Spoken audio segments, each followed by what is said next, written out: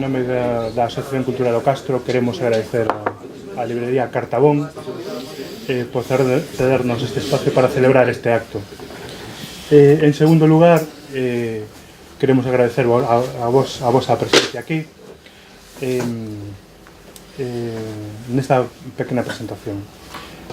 A memoria histórica e a memoria colectiva en xeral é a vida dun pobo, porque nela reflíctese a súa continuidade histórica, o seu modo de pensar e tamén o seu modo de vivir.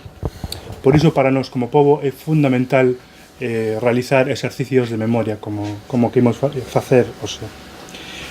A memoria histórica, hai que dicilo, que se estende moito máis alá do golpe do 36 e da represión posterior, aínda que hoxe imos falar dun tema que ten directamente que ver coas súas consecuencias.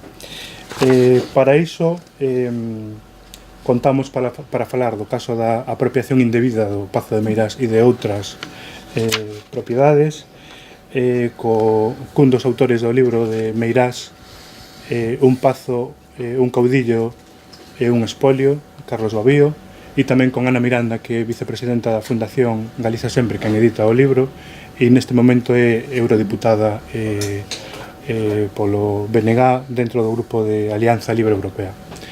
Sen máis, esta presentación é moi breve, vou vos deixar con Ana, e aquí remato o meu papel por agora.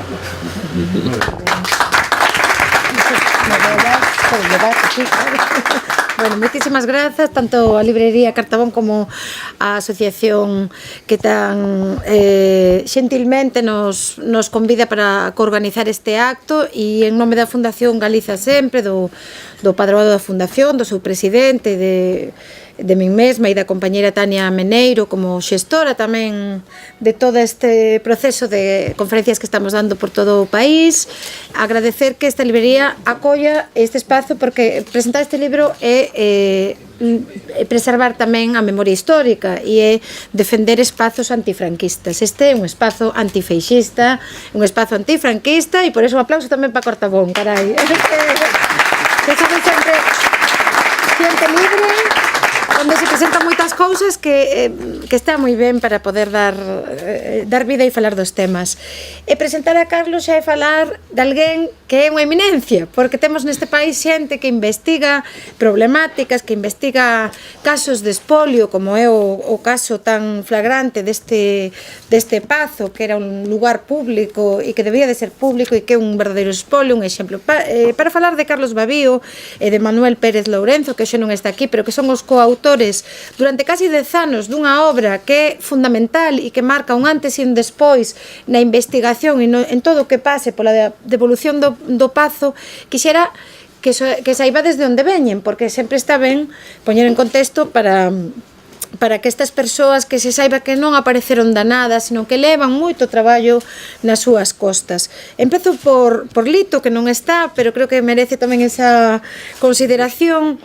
Manuel Pérez Lourenzo, que é historiador, que pertenece ao grupo de historia de Hispona da Universidade de Santiago, forma parte dos historiadores que entraron no proxecto Xeración Perdida de recuperación da memoria histórica, pero ao mesmo tempo preside a asociación Suárez Picallo, tan importante para a reivindicación dunha persoa a que o goberno de Sada, cando foi presidido polo BNG, truxo os seus restos, non? Por exemplo, tamén preside a revista Areal. E sabemos que nestes momentos é un home mediático, tamén como a ti, porque de repente este libro colleu atención en todos os medios de comunicación, non tanto na televisión galega, pero sí nos medios de comunicación galega e tamén nos medios de comunicación estatal e tamén europea, porque chegou a sair en televisións, medios escritos de Suiza, de Bruselas e tamén na BBC e tamén en The Guardian, non?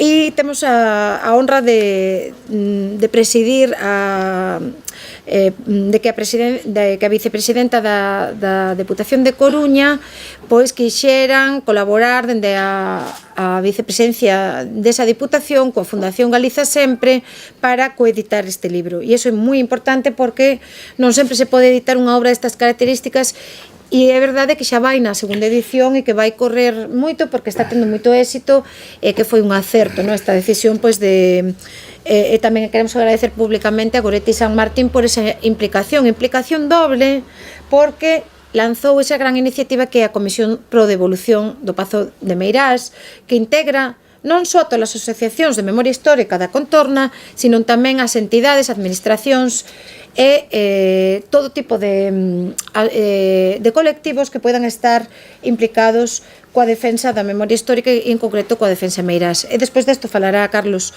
Babío con detalle. Bueno, Carlos foi concelleiro do BNG durante 12 anos, entre o 99 e o 2011, e nun período ademais moi concreto que é cando o Bloque pide a petición de ben de interés cultural no momento de goberno.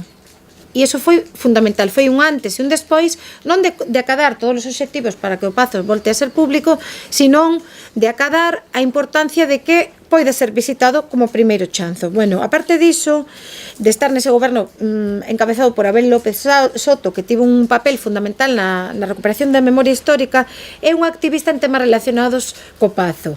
Ninguén pode pensar que non se fale de Meirás e non se fale de Carlos Babío. Eu creo que xa está unido. Eu creo que a Fundación Franco tenche moita manía e con razón, porque francamente o seu máximo axitador e ademais hai unha cosa que un dato que moi pouca xente coñece e que está ben que saiba en Vigo. Carlos é herdeiro e familiar dunha persoa expoliada polo Pazo, e iso é xa non só a súa implicación, sino tamén a súa propia familia expoliada, que iso tamén creo que lle dá un valor de coñecemento da problemática. Este caso é un dos exemplos de impunidade do fascismo máis importantes de Europa nestes momentos, onde pervive unha fundación que defende a apoloxía do fascismo, como pasou este verán despois de que denegaran as visitas. E ademais un caso paradigmático en Europa, por exemplo, levámoslo pois o 20 de novembro, onde o Parlamento Europeo, nesta conferencia Franquismo post-Franco, onde Carlos foi un orador xunto con Lito, dos que máis expectación espertaron por contar o tema de Meirás, porque francamente era un caso que todas as persoas estranxeiras quedan abraiados que exista unha fundación do nome dun dictador e que faga apoloxía do fascismo e que este eso permitido, por lei ademais, porque está con fondos do Estado. Nestes tempos de volta de censura, de restricción de liberdades, como estamos vendo, nestes tempos de atentados á liberdade de expresión, o feito de que existe unha comisión pro devolución debeselle moito a estes activistas tamén, debeselle moito a certas organizacións, pero moitos activistas que levan 10, 15, 20 anos, posiblemente leves 15 anos, non? Ou máis. Máis de 20. Claro, xa media vida, non? Entón, debeselle moito porque mantiveron vivo o tema cando ninguén. Agora o tema está de moda, efectivamente está de moda, pero houve persoas que sementaron esta idea e que transversalizaron para que agora este en primeira liña e que se podan acadar certos chanzos, non? Franquismo, post-Franco, neofranquismo, con el vos deixo e queremos realmente, sentimos orgullo de vos, polo escrito, polo que facedes e tamén porque estades reivindicando isto como un caso único en Europa, como un caso único de defensa de valores, e queremos que ao final pois poidamos, comentáballe aí na saída que estamos solicitando agora como parte do Grupo de Memoria Histórica do Parlamento Europeo unha visita a eurodiputados e eurodiputadas a Meirás, a ver se nos deixan entrar e para estar con esta xente, poder escuitar e que se saiba en todas partes aínda máis o que sucede. Bueno, Carlos, benvido a Vigo, esta tua cidade tamén. Hai xente aquí moi boa entre o público que teñen moitas historias, ademais de vivencias e de reivindicación de memoria, e é para nós unha honra terte aquí, de verdade. É para mí, non é para mí.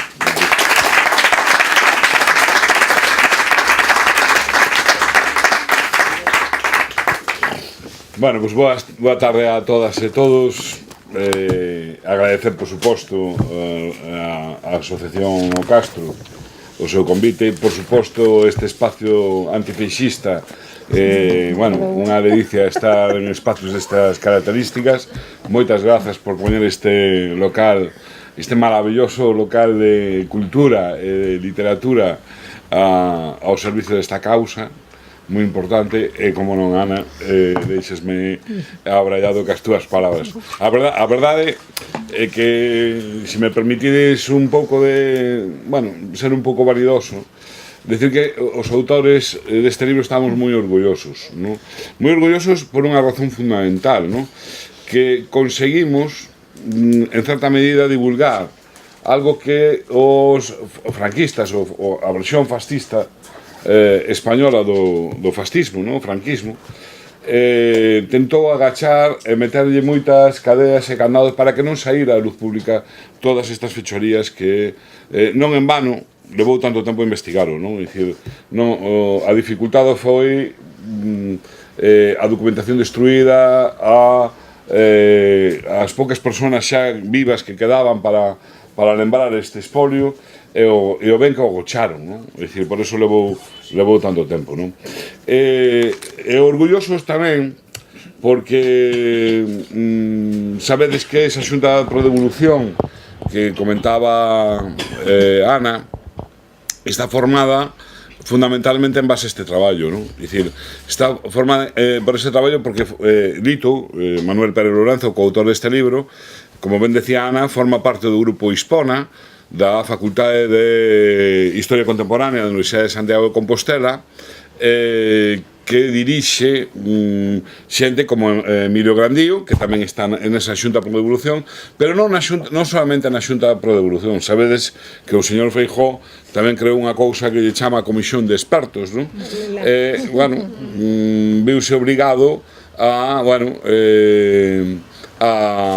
nomear a Xosé Manuel Núñez Seixas, que tamén está no grupo Hispona, que forma parte de Manuel Pérez Lorenzo, a formar esa comisión, e sin querelo, Feijóo, sin querelo, tuveron que coller este libro como referencia para tamén montar os traballos históricos que está facendo esa comisión de expertos, porque os historiadores que están na Xunta pro Devolución, que o grupo Hispona, é dicir, na Xunta pro Devolución está Emilio Grandío e Manuel Pérez Lorenzo, e na comisión de Feijóo, a min gustame máis chamarlle comisión de Feijóo, porque é que, de verdade, eu teño, a veces hai que ter paciencia, non? Sí. Porque te botas máis de 20 anos investigando sobre o Pazo de Meirás e ninguén sabía nada, non?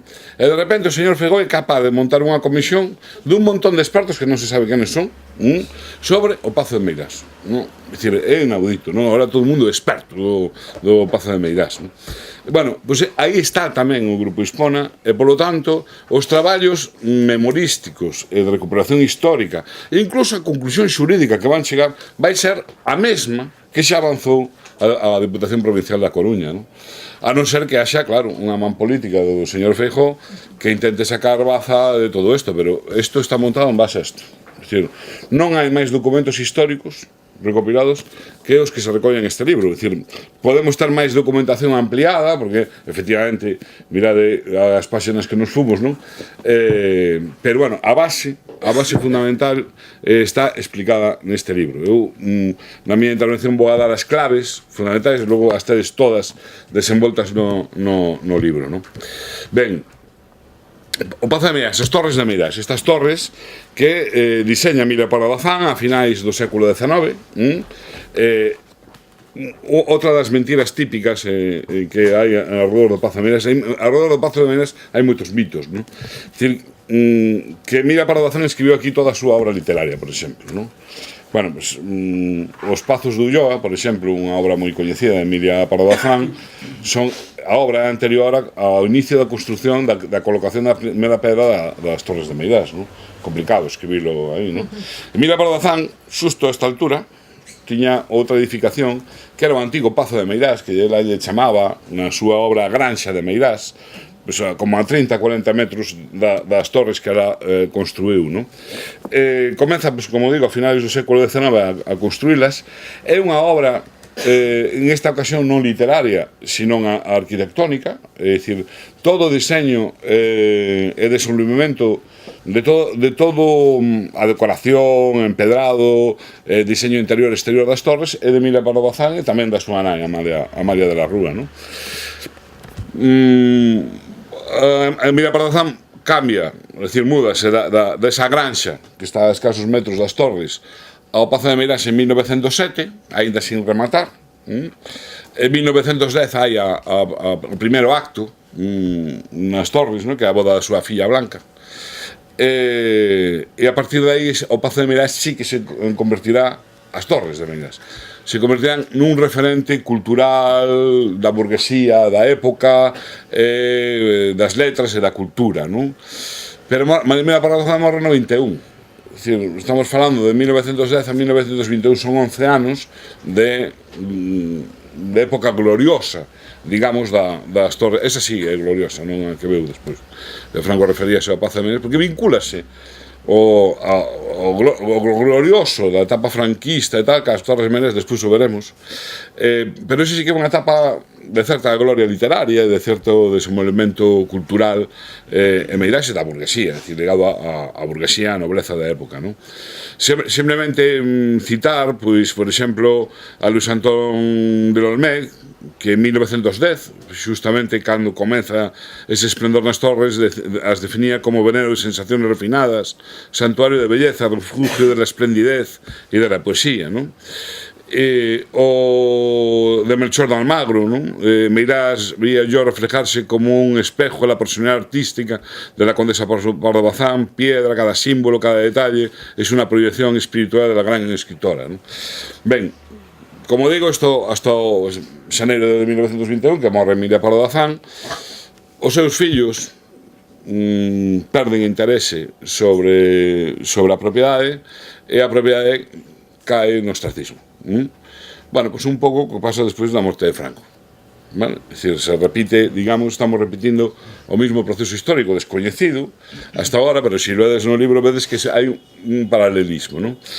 Ben, a alturas do ano 1935, os herdeiros do Pazo de Meirás, que eran o fillo e neto de Emilia Pardo Bazán, o neto tiña a propiedade, o fillo o usufruto dela, van liquidando todas as propiedades que tiña Emilia Pardo Bazán en Meirás. Meirás e fora de Meirás, pero eran donos de casi todo o Meirás, porque vivían das rendas da labranza, non?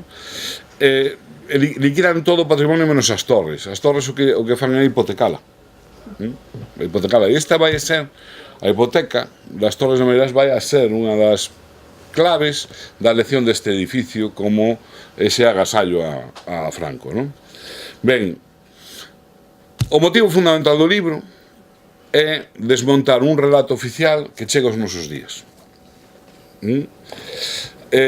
O relato oficial ven sendo, nos collemos, por exemplo, este publicado na Voz de Galicia en 1978, que é a versión, digamos, máis ou menos oficial de como chega o Pazo de Meirás a Franco. Después del Palacio del Pardo, la versión más característica, más frecuentada por el generalísimo Franco es sin duda el bello Pazo de Meirás en Galicia, adquirido por suscripción popular entre los coruñeses y donados por estos al caudillo.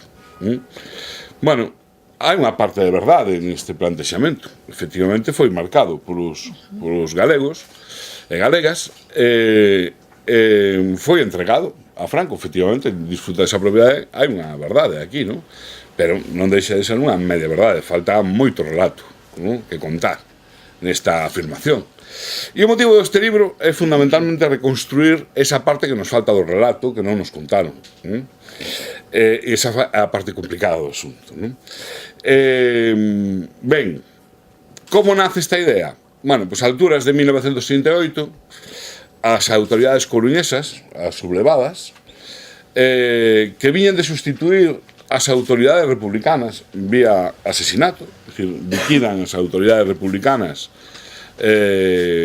nos primeiros días da Coruña cae o día 20 de xullo, dicir, 2 días despois do golpe, entre o 20 e 22, nas primeiras semanas liquidan a todas as elites económicas, políticas, militares, estas élites se suplantan. E a altura de 1938 ven a posibilidade real de que Franco poida facerse co control realmente da guerra e gañada. Por lo tanto, isto nace nun contexto de guerra. Non en Galicia, que en Galicia non hai guerra, sino que Galicia vive un contexto de guerra. Ante esa posibilidade real, estas élites coruñesas, bueno, buscan a maneira de afianzarse nas súas posicións económicas burguesas na cidade, non? E se lles ocurre mercar un palacio, un palacete, un pazo, e agasallarlle o ditador. Inicialmente, a idea, bueno, é máis sinxela da que despois pues, se reconvertiría todo isto. A idea deles era comprar un Pazo de Meirás, en este caso, poñelo a nome pues, dunha administración pública, como podía ser a Diputación, o Goberno Civil da Coruña, e cederlle o uso e disfrute a xefatura do Estado dese ben, para que viñera aquí a pasar os veráns e eles rodearse desa, bueno, dese entramado administrativo que de seguro iba a conseguir que a súa posición se vira afianzada, non? Efectivamente, inicialmente é así. A idea inicial tamén é sufragalo a través do que eles chamaron suscripción popular. Aquí hai que saber o que é unha suscripción popular no ano 1968, porque contada como a versión que nos chega aos nosos días, parece que era unha comisión de festas que iba polas casas pedindo para a festa, non? É máis lonxe da realidade, non? As suscripcións populares, non somente a do Pazo de Meirás, sino a outras moitas suscripcións que estaban en marcha desde o ano 1936, era o sistema fiscal, unha das partes do sistema fiscal franquista instaurado na Coruña, en concreto desde setembro de 1936, regulado polos sublevados, o sea, desde Burgos, e donde decían como funcionaban as suscripcións. As suscripcións baseabanse fundamentalmente na requisa. Na cidade da Coruña, nas cidades, nos ámbitos urbanos, fundamentalmente requisa de diñeiro, requisa de xollas, requisa de todo tipo de bens que tuvera un valor, incluso de vehículos, de todo tipo de bens. No rural, da alimentación, temos que pensar que Galiza cae en máis dun sublevados nos primeiros días e a convirten fundamentalmente nun territorio de captación de todo tipo de recursos para o frente, é dicir, carne humana, tropas, soldados para o frente, e diñeiro, xollas, todo tipo de recursos económicos, e no rural, pois, alimentación, non?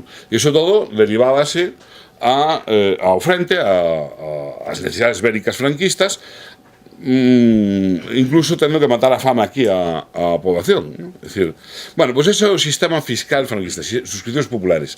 A altura de 1968 xa hai un sinfín de suscripcións abertas. A máis importante é a suscripción nacional, que tamén tiña outra característica. Xa desde setembro de 1936 estaban descontando nas nóminas dos traballadores, non só dos funcionarios, nin da... Decir, os funcionarios, todos eles, mas tamén todo tipo de traballadores, incluso aqueles que non tiñan unha nómina exactamente, como podía ser un mariñeiro de baixura, pois se lles contaba da parte, cando os mariñeiros moitos, bueno, naquela época seguro que andarían todos á parte, non? Se lles descontaba un porcentaxe desas capturas que se lles pagaban a parte para financiar as necesidades bélicas. Ben, por lo tanto, no ano 1938 deciden comprar o Pazo, unha administración pública, e montar outra suscripción popular, que chamarían suscripción por Pazo del Caudillo, para financiar a operación. Tan seguros estaban que ao principio está incluso debate en circunscribir exclusivamente a suscripción á localidade da Coruña, a cidade, ou a toda a provincia da Coruña. O sea, mirade, inicialmente, os seguros que estaban eles de que isto era unha operación sinxela, non? Pero vaise complicar efectivamente, ¿no? Por qué? Por varios factores. Primeiro, a escolla do Pazo de Meirás está vinculado a esa hipoteca que tiñan os herdeiros do Pazo de Meirás. Esa hipoteca estaba, digamos, formalizada ante o Banco Pastor, e Pedro Barriga de la Maza íbase convertir, como propietario do Banco Pastor, no protagonista fundamental en toda esta película, a partir do ano 1939, moi pronto, non? E logo, a condición que vai a complicar todo isto, que Franco e Carmen Polo van a poñer como condición para a aceptación que o dereito do Pazo non este limitado exclusivamente ao uso e disfruto, o sea, o usufruto, senón que poñen como condición que sexa da súa propiedade. E iso que vai a complicar toda a operación. A maiores, Carmen Polo vai a vir nesos primeiros meses varias ocasións, incluso antes dese acto de entrega oficial que se celebra o 5 de decembro de 1938 a Pazo de Meirás. Pasa o mes de agosto, a suscripción popular porse en marcha en maio, ela pasa o mes de agosto en Meirás. Por qué? Porque ela vai se convertir na auténtica dirección de obra de ese pazo que primeramente as autoridades pensaran en darlle un lavado de cara e gastar poucos recursos, non? Carmen Polo vai a condicionar toda esa operación, é dicir, vai a pedir a ampliación de terras, é dicir, o Pazo de Meirás que compra originalmente Mina de Pardazán anda en torno ás 5,7 hectáreas de terreo, e o Pazo de Meirás que se encerra dentro dos muros vai a aumentarse hasta as 9 hectáreas, non? Tomando incluso unha casa que era da miña avoa, que era a que comentaba antes Ana na súa intervención, non?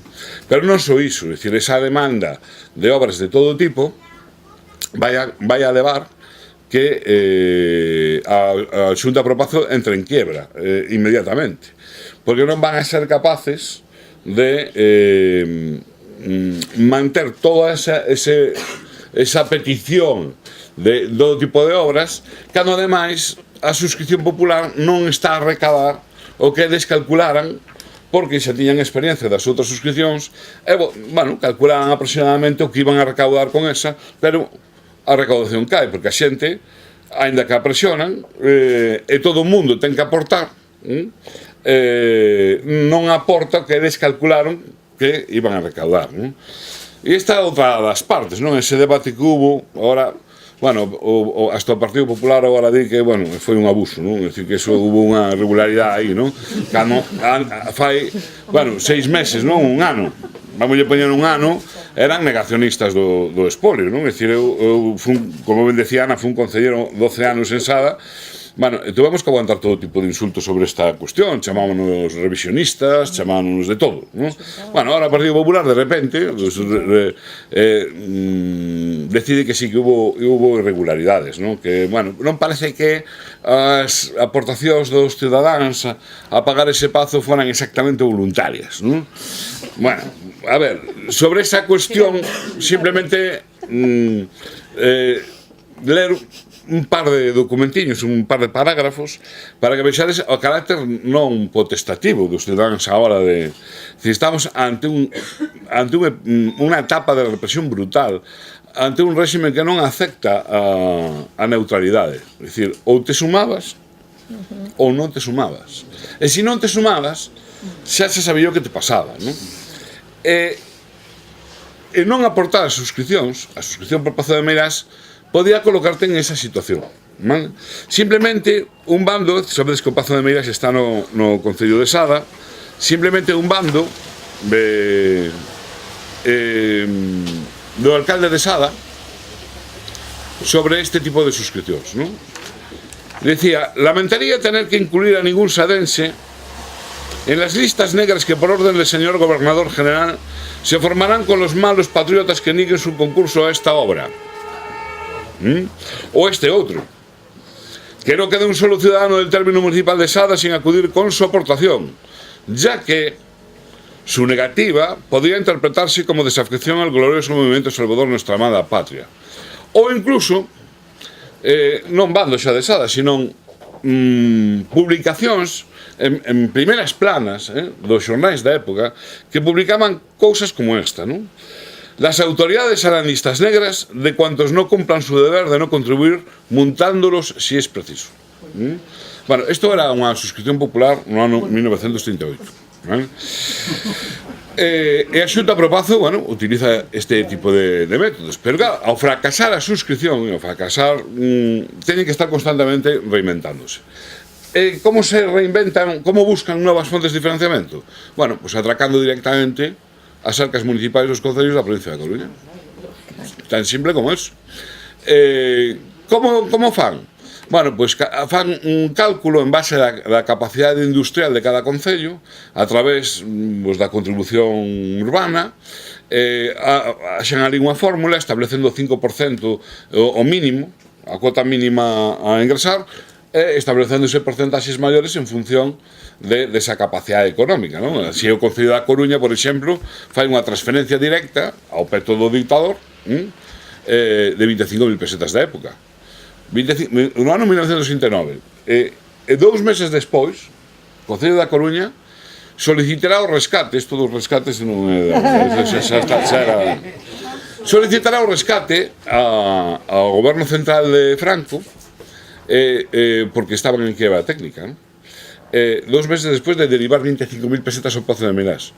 E Franco lle contesta, bueno, o réxime, o ministerio correspondente, que o saquen de obra pública, porque se non teñen, pues que non fagan obras, tan sinxelo como isto. Este é o contexto, non? Ben,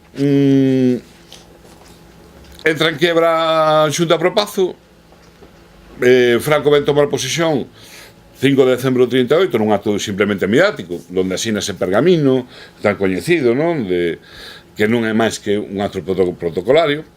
E que pasa aí? Bueno, pues Franco manda a facer novas obras no Pazo de Meirás, pide melloras nese pazo, e vai a tomar as riendas do asunto. Hasta ese momento está chamada Carmen Polo, el vai a dar un paso adiante e toma as riendas do asunto. Entonces vai a ordenar que desaparece da Xunta pro Pazo del Caudillo, que a liquiden, que eso está en quiebra, e encarga a Pedro Barriga de la Maza que asuma as riendas do asunto. Para ele lle otorga poderes notariais para que actúe na provincia da Coruña no seu nome, o propio Franco, e Pedro Barriga de la Maza fará o que lle manda Franco, evidentemente. Pero Pedro da Maza tiene un problema, que as administracións coruñesas adquiriran un Pazo de Meirás con fondos públicos e con fondos dese sistema tributario que lle chamaban suscripcións populares, e aquí é onde entra ese informe xurídico para devolver o Pazo de Meirás.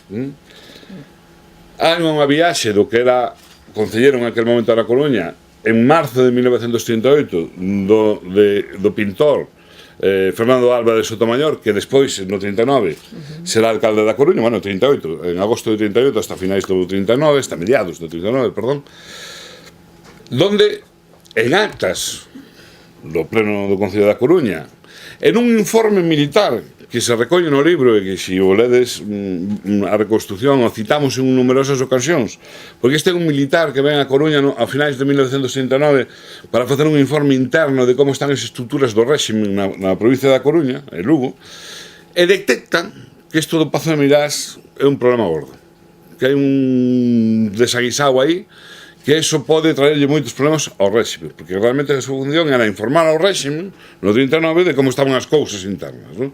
E fai un capítulo aparte no informe de isto do Pazo de Meirás, non? E no informe fai unha reconstrucción de como estaban esas cousas á altura do ano 1939. E ese informe militar, aparte do que consta en acta nos plenos do Concello da Coruña, dice que Fernando Álvarez Sotomayor adquiriu o Pazo de Meirás en 1938. Adquiriu, e que o adquire para facer unha donación ao xefe do Estado. E todas, Goberno Civil, Diputación e Concello, Diputación e Goberno Civil, son, digamos, as administracións que están no tomate, no tinglao, din que ese pazo compran para eso, e que está comprado, de acordo? E Barriga de la Maza, a finais de 1941, non hai máis actos administrativos hasta ese momento, utilizando ese poder notarial que lle otorgou Franco, chega a un acordo ca propietaria Manuela Esteban Collantes, que era a viúva do fillo de Emilia Pardo Bazán, e merca en nome de Franco o pazo por 80.000 pesetas. Cando a compra, que dixo Sotomayor, que figurou a nome das administración, foi en torno ás 415.000 pesetas, vale? Aquí se mete hipoteca polo medio, vale? Entonces, temos un acto administrativo no 38 que é das administracións públicas, e un acto a finais do 41 de Franco, Pedro Barriga con un poder notarial, pero Franco actuando ali a través dese poder, co unha propiedade que xa non era propiedade.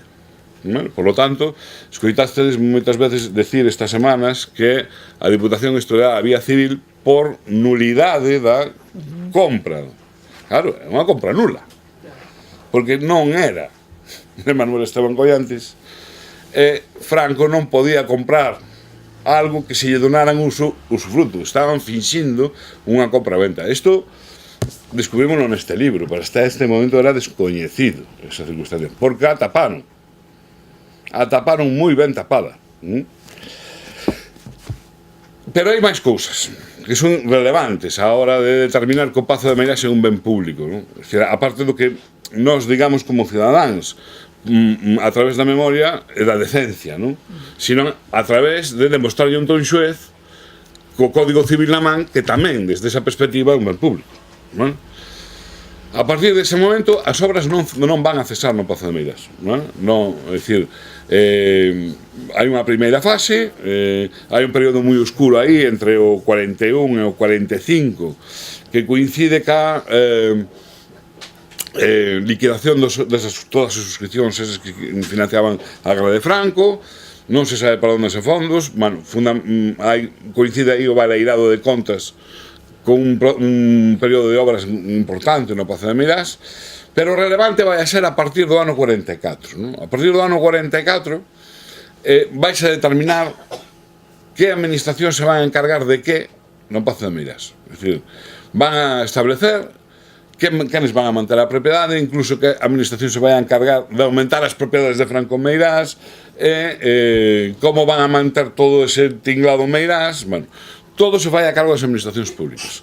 Fundamentalmente, o Ministerio do Exército, obras que justificaban como manter a seguridade do ditador en Meirás, pero que sobordaban ampliamente esa cuestión. Pues, por exemplo, se facían obras de mellora na capela, se reformou integralmente a biblioteca de Emilia Pardo Bazán, con os fondos públicos do Ministerio do Exército.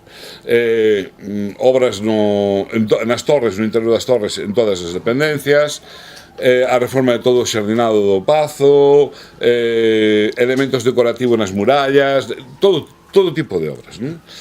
Logo habrá outra entidade que vai xogar un papel fundamental, que vai ser a Casa Civil de Su Excelencia el Jefe del Estado. Casa Civil, por certo, que a morte do dictador pasará xunto a Casa do Príncipe, a Casa Militar, a reformularse nunha sola, e con eso creará esa Casa Real española. A Casa Real está conformada da fusión de todas esas casas que se crearan na etapa franquista. Ben, pois esa Casa Civil e esa Casa Militar, pero nomeadamente a Civil, van a ter a función a través do secretario particular de Franco, un coruñés chamado Ricardo Catoira de Araboa, de xestionar ante todas as administracións franquistas todo tipo de favores, derivación de fondos públicos a Meirás. Fundamentalmente, eu destacaría dous, non? A toma de propiedades colindantes para seguir expansionando propiedades a nome de Franco Meirás. A partir desa etapa, Ricardo Catoira negociaba directamente cos propietarios, pagaba con fondos públicos os orzamentos xerais do Estado e escribía a nome do ditador. Era un sistema moi simple. A segunda, a consecución de todo tipo de favores. Por exemplo, no libro citamos varios exemplos, dunhos farolitos que se encaprichara Carmen Polo, que vira unha cafetería de Madrid, e que quería uns como eses para o Pazo de Meirás, non? Entonces lle encarga a esa Casa Civil que xestione conseguir esos farolitos para o Pazo de Meirás, non? E entonces aí ten esa Casa Civil xestionando con el concejal de alumbrado público del Ayuntamiento de Madrid para que consiga, bueno, es decir, ten ese documento no libro transcrito de como se facían ese tipo de cosas. Pero tanto se podía encaprichar con unos farolitos como se podía encaprichar ca Casa Corrida da Coruña. E entonces a Casa Civil se encargaba de xestionar ante as administracións públicas franquistas de como se xestionaba conseguir a Casa Corrida un palacio no pleno centro da cidade bella da Coruña. Bueno, pues tedes a reconstrucción da trama que monta a Casa Civil a través do Ministerio de Facenda da época, e donde, bueno, pues os testaferros que viñan xogando para amañar os problemas de Franco, que logo se nutrían, porque Pedro Barriana Maza, por exemplo, que foi o maior, digamos, protagonista desta historia, claro, participa despois no da Casa Cosmide, como testaferro nunha subasta mañada que diseñara el Ministerio de Facenda da época.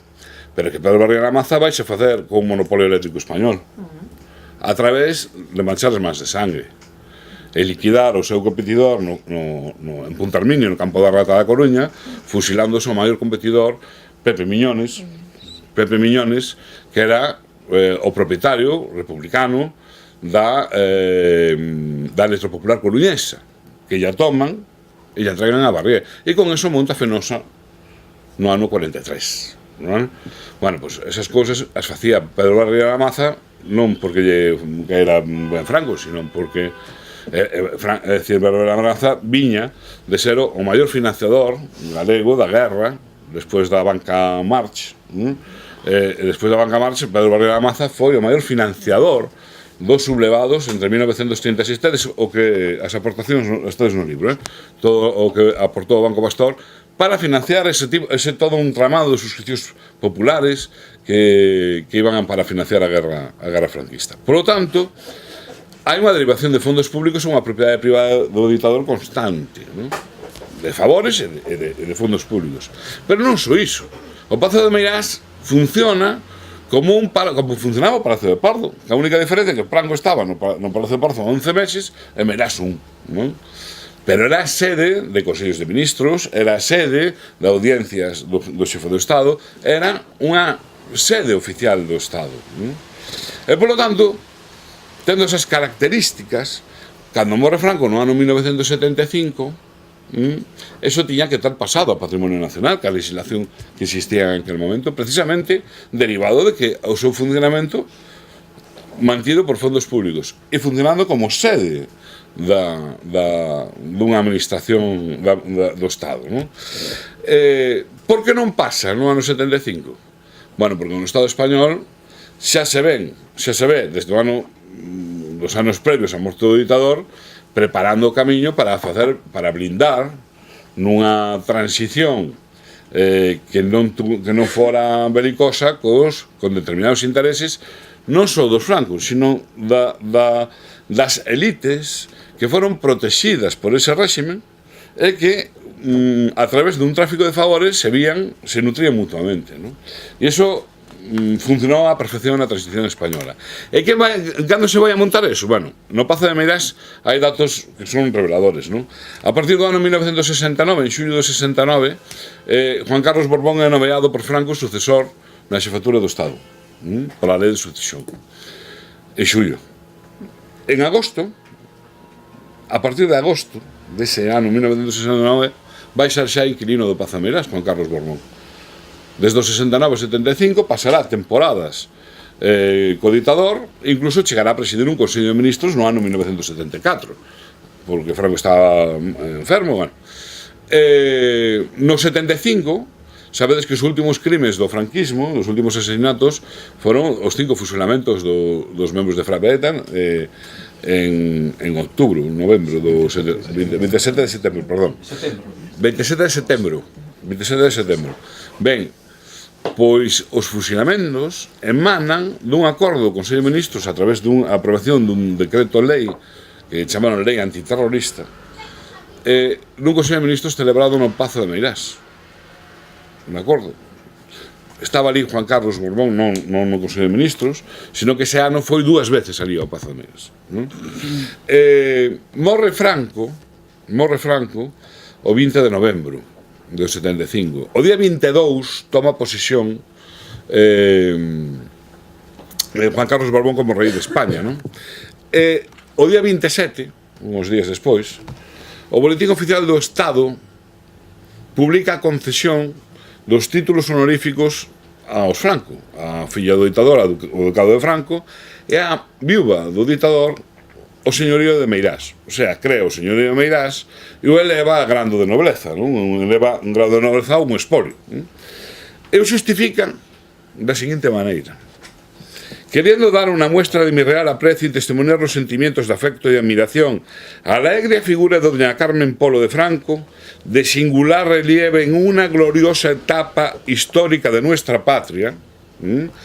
A ver, aí vai a estar constantemente ligándose Pazo de Meirás a Franco, a súa historia e a unha etapa gloriosa. E ese círculo vai a estar emanando a blindaxe tamén dos abusos dos Franco e das súas elites socioeconómicas.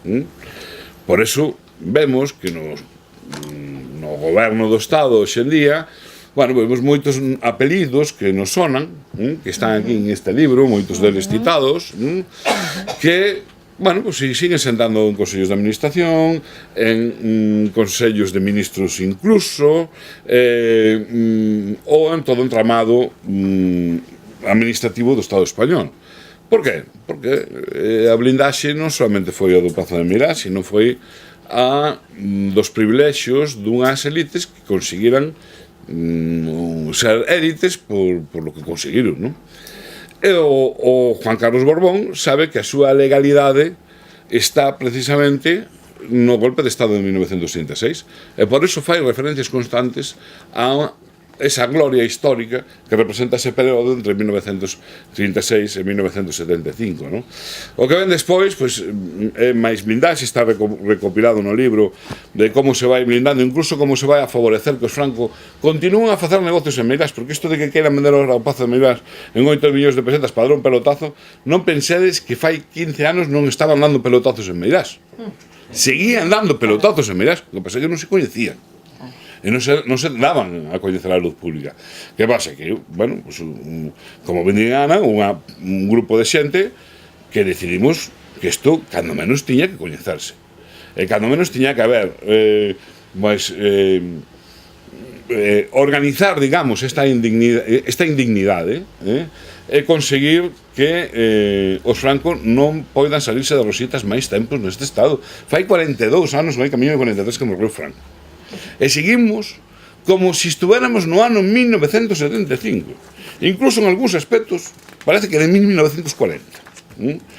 Por lo tanto, si esta obra sirve para que o Pazo de Meirás pase a ser patrimonio das galegas e dos galegos, e sirve para divulgar as fechorías dun réximen que a versión oficial que chega aos nosos días é de gloria, é de historia gloriosa, e de señoríos e de nobleza ligados aos robos, non? E que se coñeza que determinadas élites fixeron fortuna como a fixeron e en que términos as fixeron, e divulguemos o que realmente foi a verdade e non o que nos contou o franquismo e o relato que quixo construir. Bueno, pues eu creo que os autores nos daríamos con un canto no peito e nos sentiríamos moi agradecidos e moi orgullosos de ter contribuído. Bueno, se tedes alguna pregunta, eu pola miña parte, nada máis. Moitísimas gracias.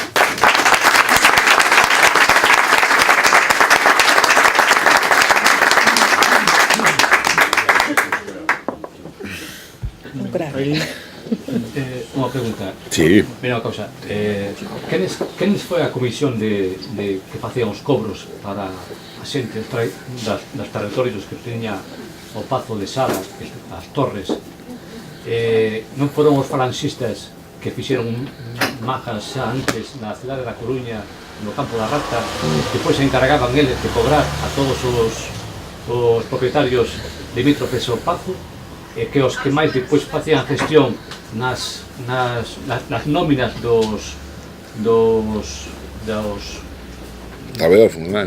da xente que traballaba para o Estado, máis para outras persoas que tiñan profesiones que non eran do Estado, como dixeches antes os mariñeiros. Eses foron a falange, a comisión que facía os cobros. A ver, sacaches varios temas. Eles teñen estruturado eso en función do tema que fora de diferentes maneiras. Como comentaba ao principio da miña intervención, a suscripción para o Pazo do Caudillo non nace da nada, nace dun contexto determinado que é un sistema fiscal que eles, cando digo eles, refírome ás elites, o sea, ao goberno civil, todo o entramado empresarial coruñés, fundamentalmente ligado á Cámara de Comercio e Navegación da Coruña. A Cámara de Comercio vai xogar un papel fundamental. especialmente en Cámara de Comercio, que estaba enfrentada a Pepe Miñones, por exemplo, na época, non? É dicir, as élites republicanas, había un entramado burgués que estaba enfrentado a esa élite, é dicir, que estaba enfrentado a unha maneira de entender a empresa.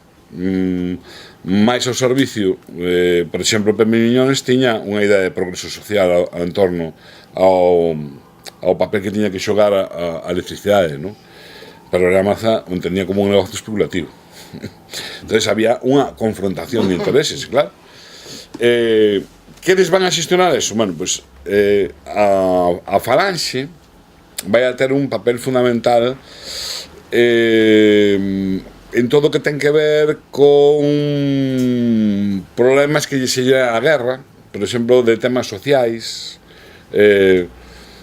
fíjate como, por exemplo, que nunha casa os fillos varóns todos marchan ao frente. Onte era o Día da Internacional da Muller, non? Sería moi interesante estudar a dupla represión que sufriu a muller na represión franquista, porque efectivamente, é dicir, todo o mundo foi reprimido e foi sometido a todo tipo de brutalidades, pero a muller sufriu unha dupla represión. Por qué? Porque ese entramado social entre aspas, que se montou durante a guerra e que se lle otorgaba a Falange a xestión de determinados estamentos deso, estaba ligado a que o papel da muller estaba na casa, non? Cuidando dos maiores e demais, non? E os fillos, os varóns, se encargaban de aportar a economía na casa, non? Bueno, toda esa xente se mandaba ao frente, entonces nas casas morrían a fame, non? Para eso estaba a Falange, tamén para xogar en eses aspectos. Pero bueno, cinguéndome a túa pregunta, a suscripción por prazo do caudillo está ligada á experiencia fundamentalmente a da suscripción nacional.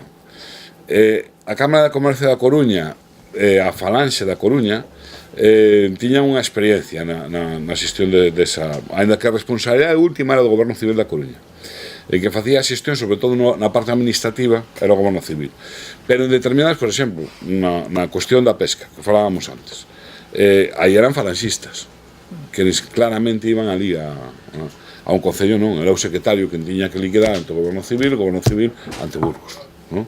Iso se mandaban as liquidacións, eso non había. Pero no entramado, e por que había xente que aportaba e xente que non? Porque, a ver, entre o 36 e o 38 os falanxistas, os sublevados, valle costando implantarse en todo o territorio. Por exemplo, unha das cousas que por eso vemos derivacións de xente mariñeira, porque os pósitos marítimos os toman rapidísimamente, pero outro tipo de entramados sociais non. Quen facía recaudacións da Xunta pro Pazo? Fundamentalmente unha comisión que se montaba en cada concello, onde estaba os falanxistas dese concello, estaban os mestres e estaba o párroco. Ali onde tiña implantación, onde estaban implantados xa. Donde non estaban implantados, tiraban dos funcionarios dos concellos incluso. Por exemplo, no Concello de Oleiros, a recaudación casa por casa, o peso dese traballo fan os funcionarios do concello, que logo incluso lles pagan unha gratificación por facelo. Está documentado no libro, no ano 40, se lles pagan unha pequena gratificación por ir casa por casa recaudando. Por qué?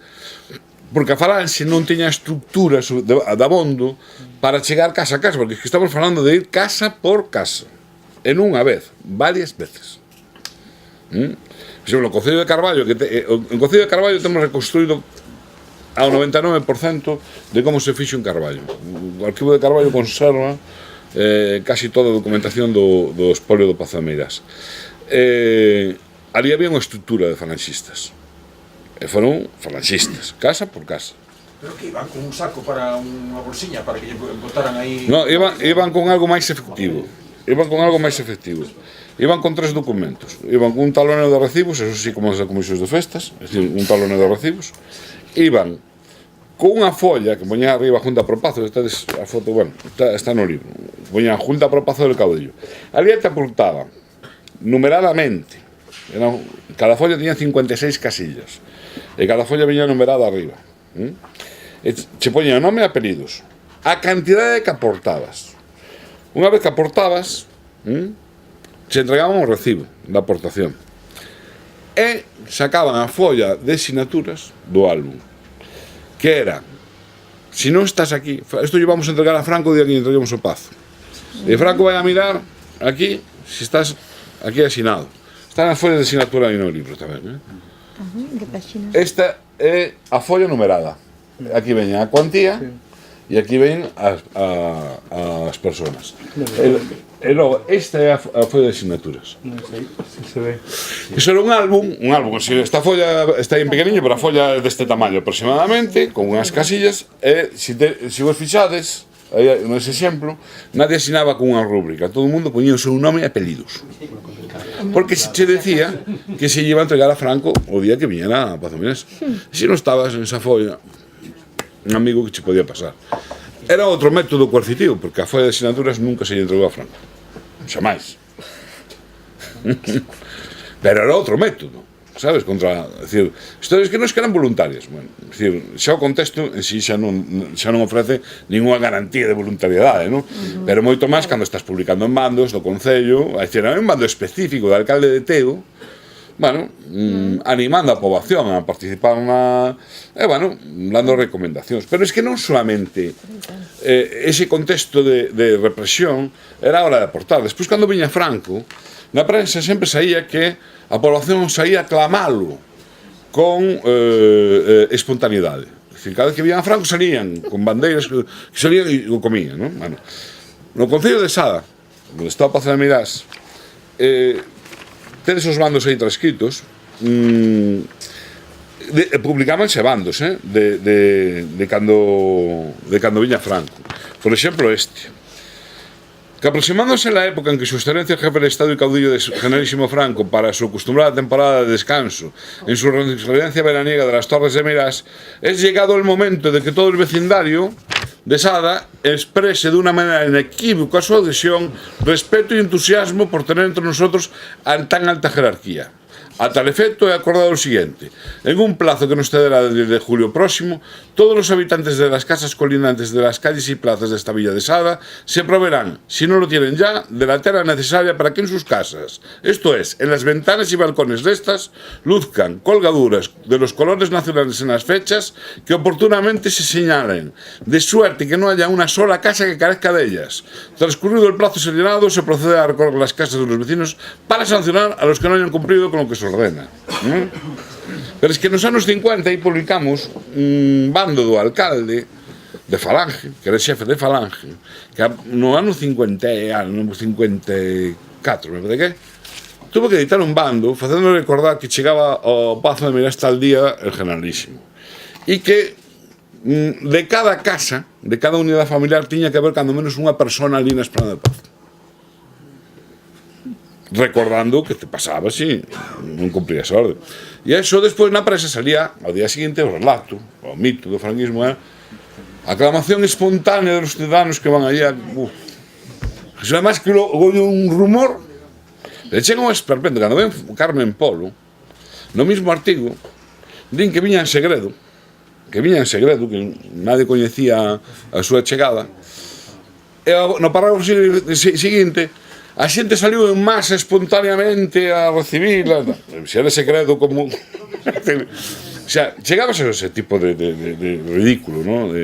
Bueno, ridículo, entre comillas, porque, a ver, detrás de todo isto había moita represión, moita dor e moito medo, ¿no? É dicir, a miña avoa que lle bailaron a casa, que a expulsaron da casa, deixaron na ruína. Eu a lembro moi pouco, porque morreu no ano 72, eu son do 67, lembro moi pouquinho. Pero o meu curmán, que escribe un prólogo neste libro, do ano 50, naceu con ela, además escribiuse na casa con ela. E sempre a describido desta maneira, é dicir, era unha persona absolutamente anulada. É dicir, a miña avoa mataron en vida, é dicir, era tal o medo no que se sumiu, que non foi capaz de volver a xurdir na vida, é dicir, unha persona anulada, non?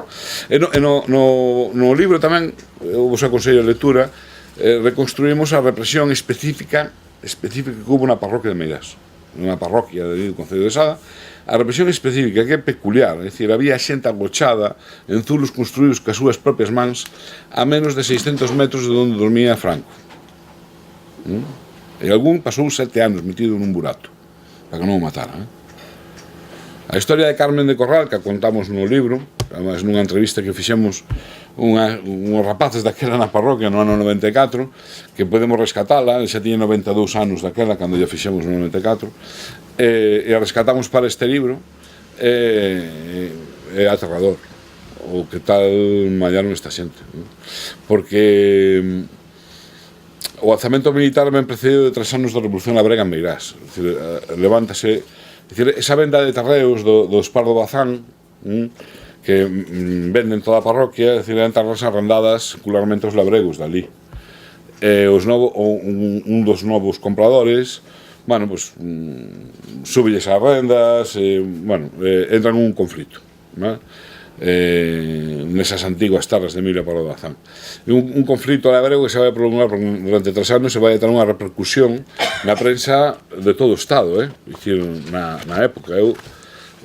Nos poñemos aquí algúns recortes desa revolta labrega de Meirás. Bueno, os protagonistas desta revolta labrega vai ser a miña avoa, tamén é meu avó matan. Pero a miña avoa xa pasa a primeira aquí. Despois pasou no 38 da casa, non? O sea, foi tremendo. Dicir, isto todo agachouse. Dicir, eu creio en Meirás e desto non se falaba. Desto non se falaba.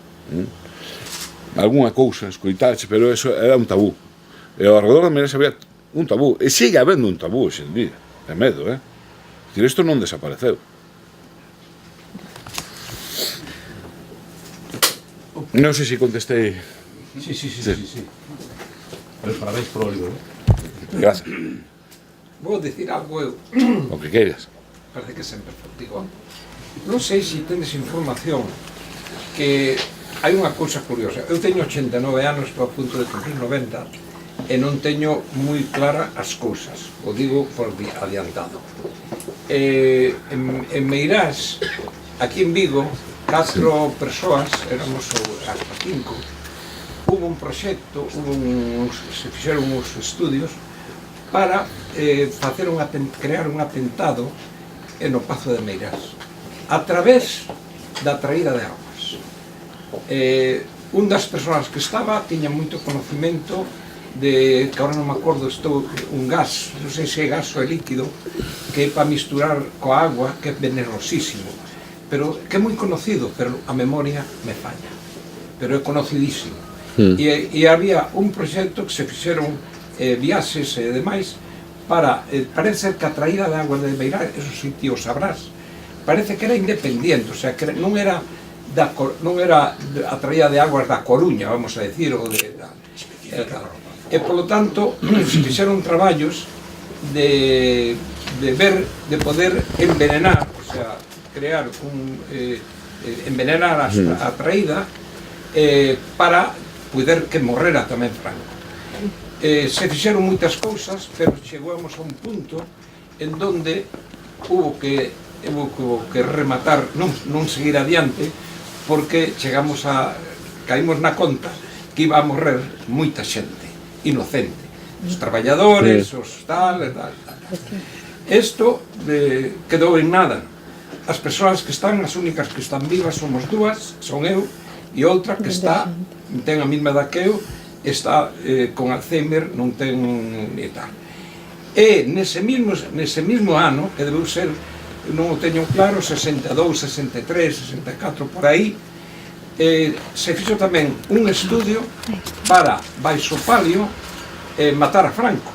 É dicir, o 25 de xullo, o palio é feito de tela e de tubos de metal ocos, non?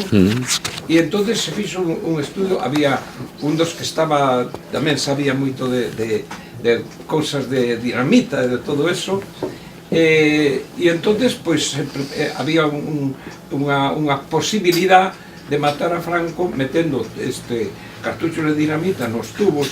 Pues había que meterse na catedral a facer o traballo como se pudera, e de unha maneira daquela non había a microelectrónica, non a través de radio podía funcionar e facernos flotar mal. Isto cuento con unha cousa histórica, verdad, que quedou en nada porque non había seguridade de a tecnoloxía de facer a longa distancia, facer estoupar, verdad, a dinamita. Eu creo que si está, que coincide un pouco con eso, e si a mellor sabes algo. Mira, eu A mellor sabes algo. desas dúas, eu escoitei moitas versións, sobre todo na última época de ETA, da época de primeira de ETA, que, bueno, aí me intentaron liquidar un Bastegueiro, pero ETA o negou sempre, a dirección de ETA dixo que non, ETA sempre dixo que cando montamos ETA, pues, non tiñamos capacidade e infraestructura para matar a Franco. E despois, cando a tiñamos, xa non se interesaba matarlo porque xa iba a morrer solo, non? Eso é a versión que decía sempre ETA da cuestión. Pero o que falas da auga chámame poderosamente a atención. Por qué? Porque no libro dedicamos un capítulo ao tema do abastecemento de auga en Meirás. É un só apartado, está aquí... Un problema que non ten fin, o desabastecemento de auga e de aguas residuais, non? Decir, sobre todo no tema de abastecemento de auga. A ver, porque isto reconstruímos no inteiro, o tema da auga, nos chamou tamén poderosamente a atención. Por eso me extraña o do atentado, e explícoche por qué. Emilio Pardo Bazán tiña como se nutría o Pazo de Meirás, como se abastecía de auga o Pazo de Meirás. Emilio Pardo Bazán era propietaria dunha finca a uns 800 metros do Pazo de Meirás cara arriba, e ali había unha mina de auga, entonces ali captaban a auga e a levaban hasta o Pazo de Meirás, hasta as torres. Eso na época de Emilio Pardo Bazán. O Pazo de Meirás caeu no ostracismo no ano 91 hasta o 38, esa conducción estaba en moi mal estado. Entonces a Junta Pro Pazo, unha das obras que ten que cometer é reconstruir, digamos, esa conducción de agua e utilizar esa mesma infraestructura. O que pasa é que monta un depósito regulador entre medias, un depósito regulador de 30 metros cúbicos, cambia os tubos, eso que... Pero Franco, a medida que van pasando os anos, vai desplazando máis medios a Meirás, sobre todo de seguridade, de doncellas, persoas de servicio, telefonistas, chóferes, escoltas, e as necesidades de agua, además ven en agosto, ven en setembro, ven na época máis seca do ano, non?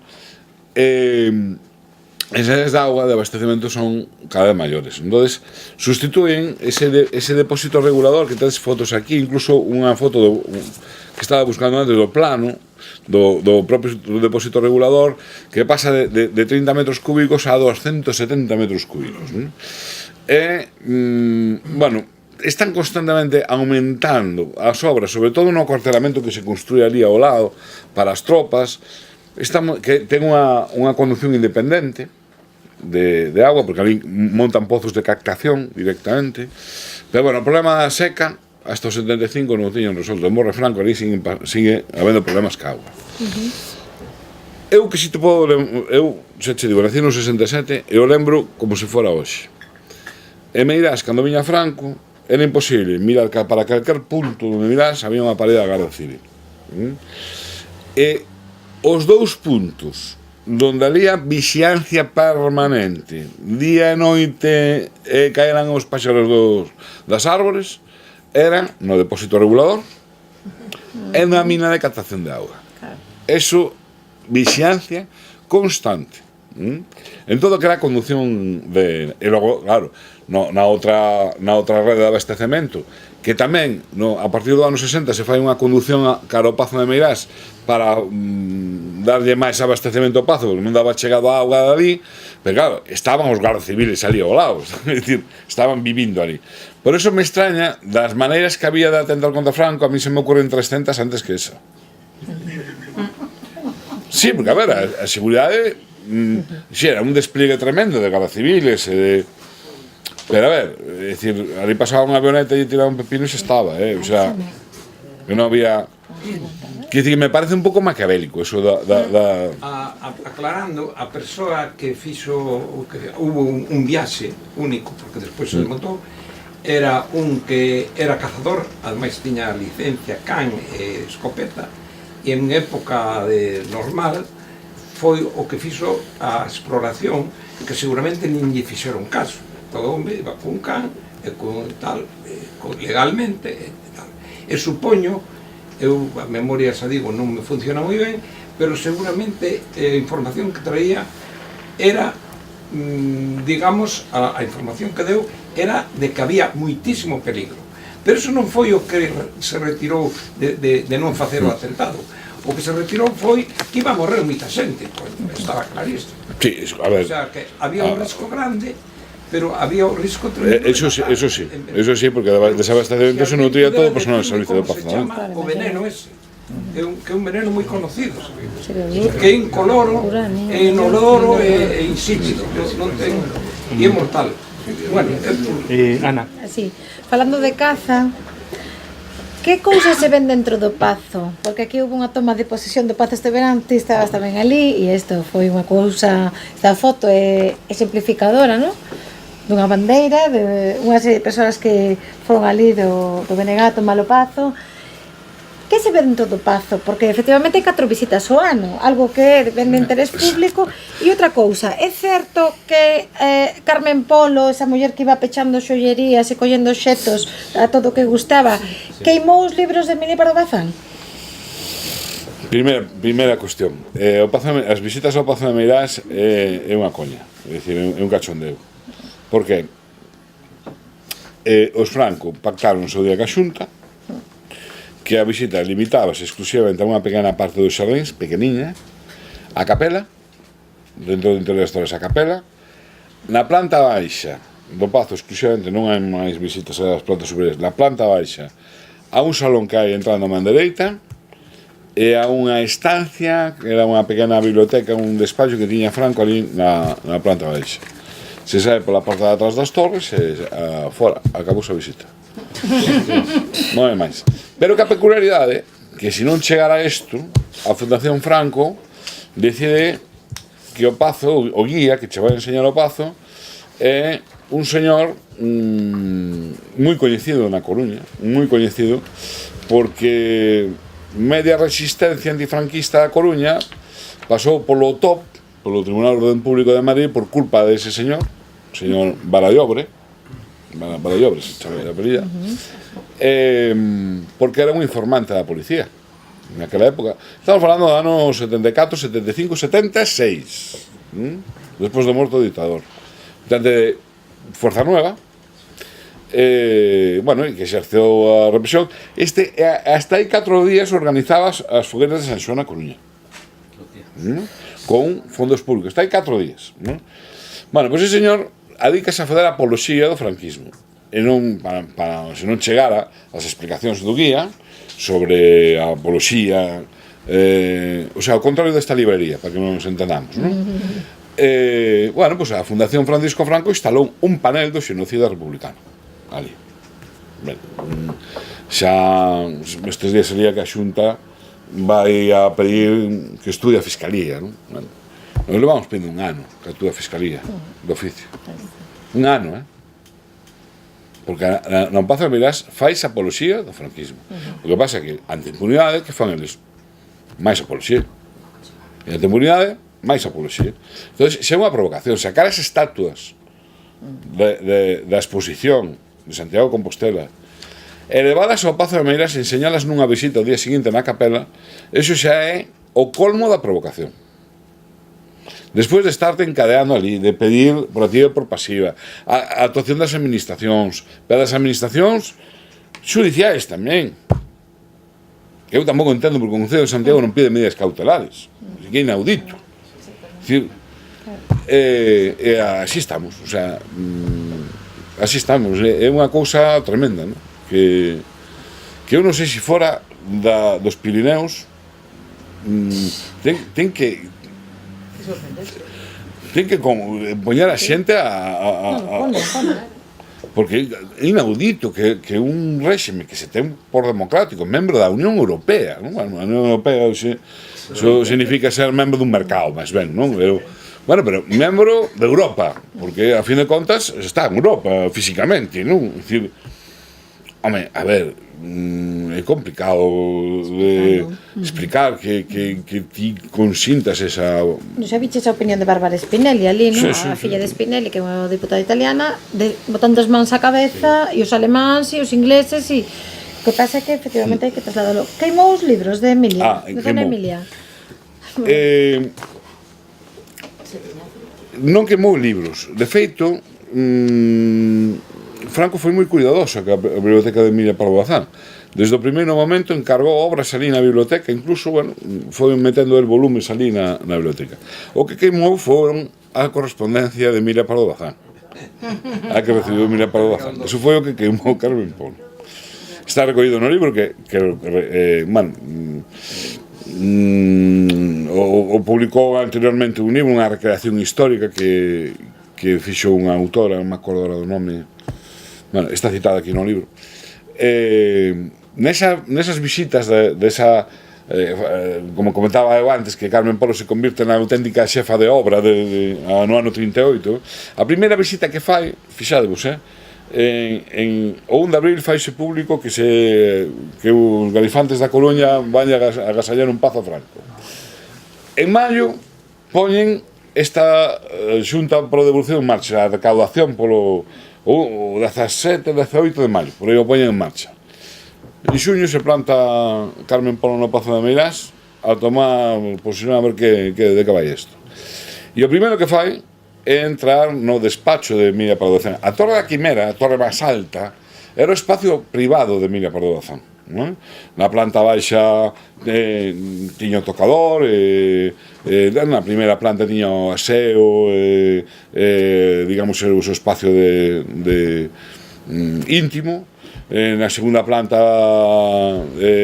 tiña a biblioteca, tiña a biblioteca privada dela, e no último andar tiña o dormitorio, na Torre das Muses e demais. No balcón das Muses, perdón, estou torpe hoxe. Bueno, o primeiro que vai Carmen Polo ir a ese despacho de Emilia Pardo Bazán e abre un caixón e se encontra, parece ser que a correspondencia con Benito Pérez Galdós. E sabedes que Benito Pérez Galdós e Emilia Pardo Bazán parece que tiña unha correspondencia moi animosa no plano no plano divertido, unha das cousas divertidas da vida, non se cortaba moito, parece ser, non? E Carmen Polo, e me enseñando os Carmen Polvos lendo unha carta desas, non? E chamou o cura de Sada, Juan Villanueva, que era un dos que practicou a represión en Sada, é un cura desos que ten moitos mortos no seu lombo. E claro, chegou, Carmen Polo todo isto tiña frío e mandou encender a chimenea. E claro, chega Juan Villanueva, o cura de Sada, e confesión. E claro, Juan Villanueva al fuego purificador. El pecado al fuego purificador.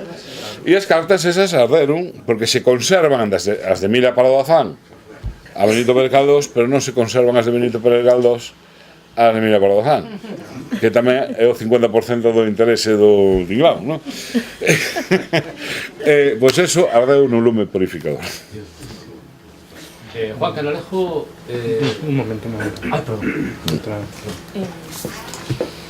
Escoitándote falar deste tema, eu agradezo a investigación e realmente agora estaba meditando se realmente Franco, que tiña a talla que tiña e tal, podía manipular todo o tema. A mí o que me preocupa realmente cando buscas cada vez máis ou falas coa xente maior, retomas as ideas ou as vivencias que tiveron os teus familiares e tal, o que a mí realmente me preocupa cada vez saco máis a conclusión de que Franco foi un elemento nese tema. A mí o que realmente me está a producir verdadeiro noxo e cada vez me produce máis malestar é a sensación de que aínda Franco era moito máis ingenuo que toda isto. O sea, a mí me preocupa toda esa masa de individuos que tiñan tal ambición, tal odio sentían por outras persoas que tiñan o millor a casa bonita que a mí me gustaría ter, falo así puntualmente, ou este señor que fala tanto que ten unha cultura tan brillante, ou seña, ese odio tan noxento que prendeu dun xeito que iso sí que o que dicía Balbino realmente, iso sí que é realmente o veleno que temos metido na historia do noso povo, porque sen darse aquí as circunstancias directas que houve colaboración, ¿no? O tema da guerra, iso é moito maior, porque é un virus realmente tremendo que para erradicalo é moi superior a calquera batalla, a calquera guerra que haxa. Quero dicir que a mí todas estas historias ao final o que me producen é unha inquedanza terrible, porque para min é secundario o dictador. É secundaria a señora esta aquí a xollería de Suárez e o pobre dome preocupado porque dicía escondede todo o que ven esta mujer. Quero dicir, para min é secundario, eles son os, como diría eu, os figurantes da película, pero realmente non son os protagonistas. O protagonista é unha cousa que leva un pobo ao xenocidio absoluto, que é o odio, a envexa e o desexo, falando en plata e mal, de joder al vecino. Ou seña, a cousa máis tremenda que pode haber nunha sociedade, que supera calquera elemento ficticio ou real de un individuo que medía tanto e a súa muller que era unha tarada. Quero dicir, é que centramos moito na figura de Franco, pero eu centraría o máis na psicología social, no poder do odio, porque realmente en Galiza o que nos fundiu foi isto, porque senón non ten sentido, porque para mí non ten sentido.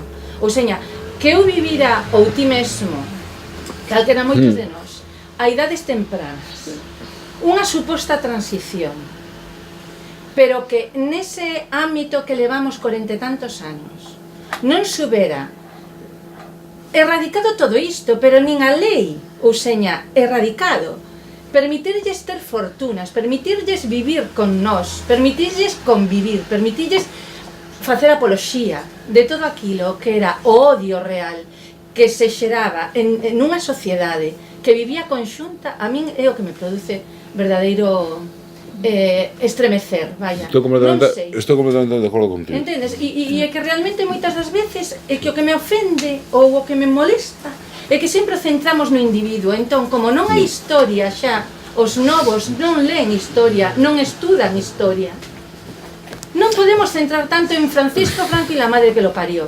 Quero dicir, temos que falar de cousas moito máis fondas que reverten no ser humano esas cousas tan noxentas que nos están a someter e realmente estamos a autorizar, porque eu non entendo como podemos autorizar, ou seña, permitir que sigamos vivindo con isto, con un rei real, con un non sei que, quero dicir, unha fantasía democrática, e haberá que tratar dende as organizacións políticas de falar dunha fantasía democrática, e dun imperativo de perturbados mentales de unha iglesia católica absolutamente asesina.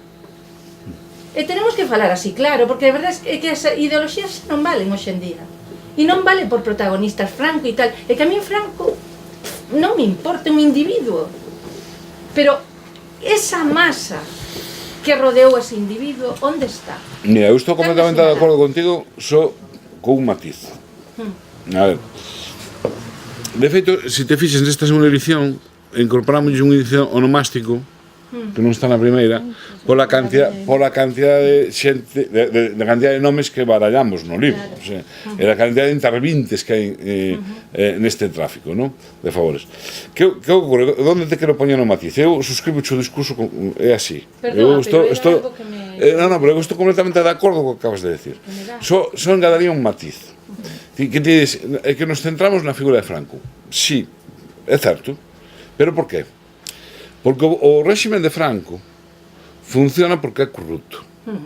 Se non é corrupto non funciona, e se non se mantén casi 40 anos que durou o réximen. É dicir, funciona na medida que é corrupto. E na medida de que a esas elites o tráfico de favores vai ben. E funciona tamén dunha maneira piramidal. É dicir, se te fixas e colles participantes da Xunta pro Pazo del Caudillo, na medida, hai un montón de participantes, non é o que nos venderon tamén na prensa, que obviaron, pois, por exemplo, la participación de determinadas personas que é moi incómodo que hoxe figuren na Junta pro Pazo, pero estaban. La Voz de Galicia estaba. El líder gallego estaba. Estaba a Cámara de Comercio, que tampouco se di.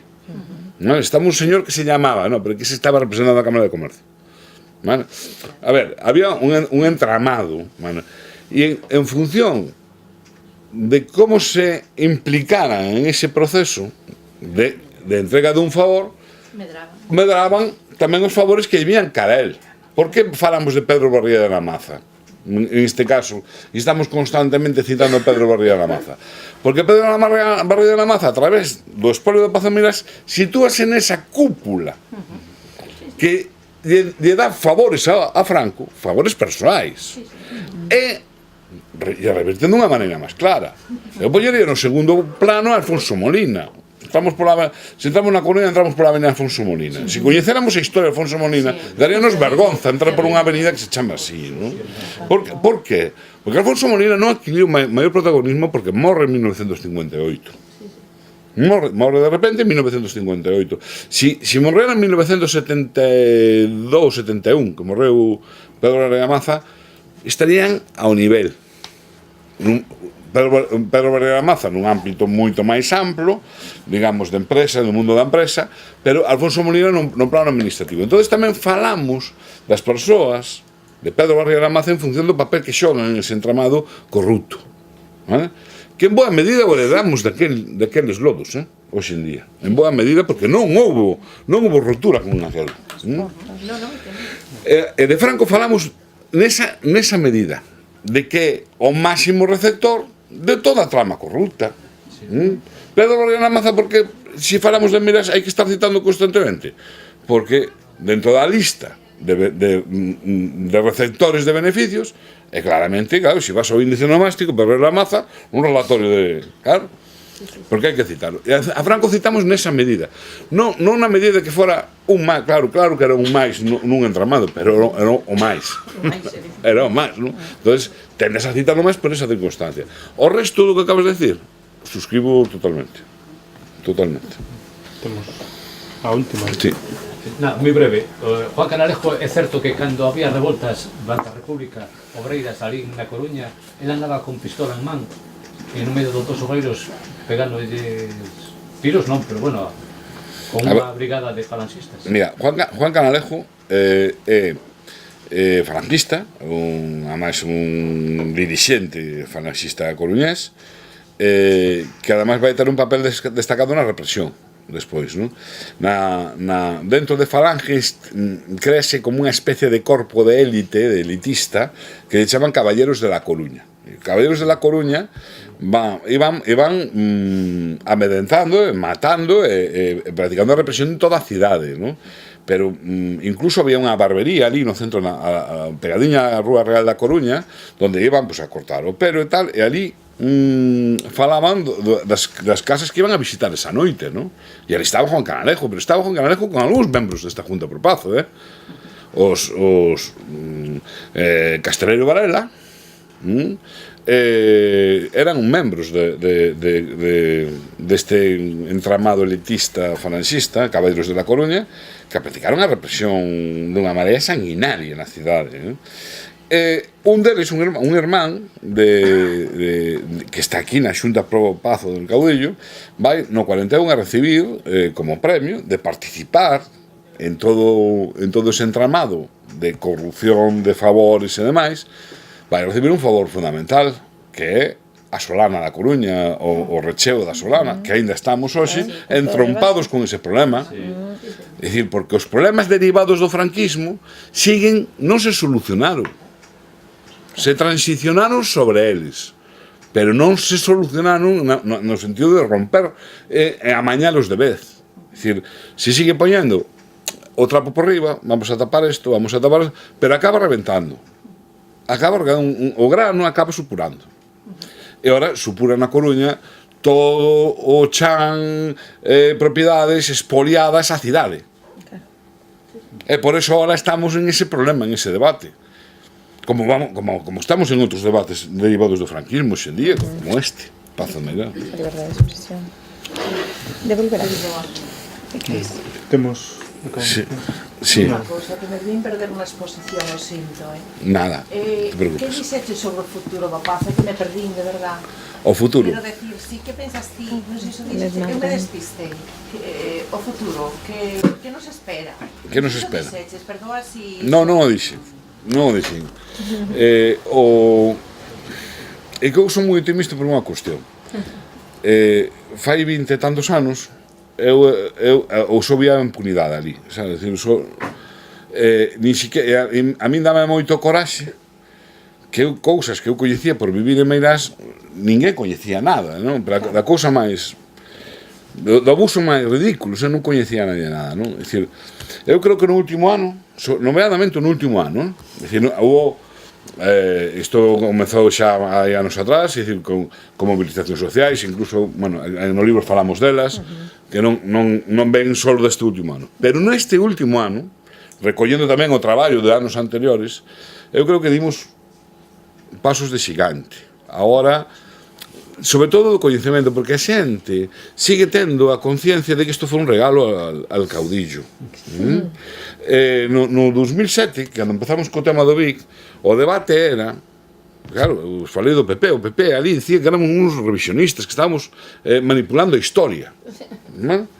Claro, no 2007, cando empezamos con isto, claro, ti sacas un libro desta tan documentados, é dicir, tan traballado desde o punto de vista do rigor histórico, iso está contrastado por historiadores da Facultade de Historia Contemporánea da Universidade de Santiago de Compostela, está con documentos que non poden ter contestación posible, non? Bueno, eu creo que a situación cambiou, digo a nivel social, non? Que é fundamental, porque a xente non pode ter opinión do que descoñece. Se a ti te chega a versión oficial de que iso foi un regalo, cando andas revolvendo aí, foi un regalo, non? Pero se ti demostras, porque además é que isto do franquismo é perverso. Os franquistas tienen presunción de veracidade e ti tens que desmontar esa presunción de veracidade. É un mundo ao revés. É un mundo ao revés. Entón, nós tuvemos que coller esa luva e ir desmontando a presunción de veracidade que mantén o franquismo no Estado español. Eu creo que en iso tamén avanzamos moitísimo. Hoxe, na rúa, a proporción de xente que hoxe defenda eso como agasallo, bueno, e que hai que... é moi pequeniña xa. Fai anos era maior, porque hai máis coñecemento. O paso que deu este mes pasado a Diputación Provincial da Coruña foi de xigante. Porque hai unha estrategia xa xurídica enriba da mesa, porque esa é outra, é dicir, temos que desmontar a presunción de veracidade e temos que recuperar o pazo cas leis que emanou o franquismo, que iso ten tela, o sea, que as súas propias leis. Entón, a Diputación fixo encaixe de bolillos. Por qué? Porque, mira, que as vosas propias leis, vamos incluso a demostrar que iso é de propiedade pública, e ten unha estrategia xurídica, en base a unha estrategia histórica. É dicir, o informe da Diputación está colgado incluso en Infolibro, o teñen colgado, podes descargalo. É dicir, aí tedes un informe histórico, onde se reconstruye, bueno, en menos páxinas que isto, desde van 87, pero aí o que se adica no informe histórico, recollendo o que está aquí en este libro, van ao fío da cuestión, a demostrar esas cuestións que falamos de o 38 era das administracións públicas, no 41 hai un contrato se celebra ese contrato de compra-venda, é dicir, eles certifican que sí, que existiu desde a perspectiva histórica, desde unha perspectiva da Facultade de Historia de Santiago de Compostela, de que hai ese uso público da propiedade con derivación de fondos públicos e uso da residencia como propiedade pública, é lo que logo eso pasa irregularmente a máis de Carmen Polo, non?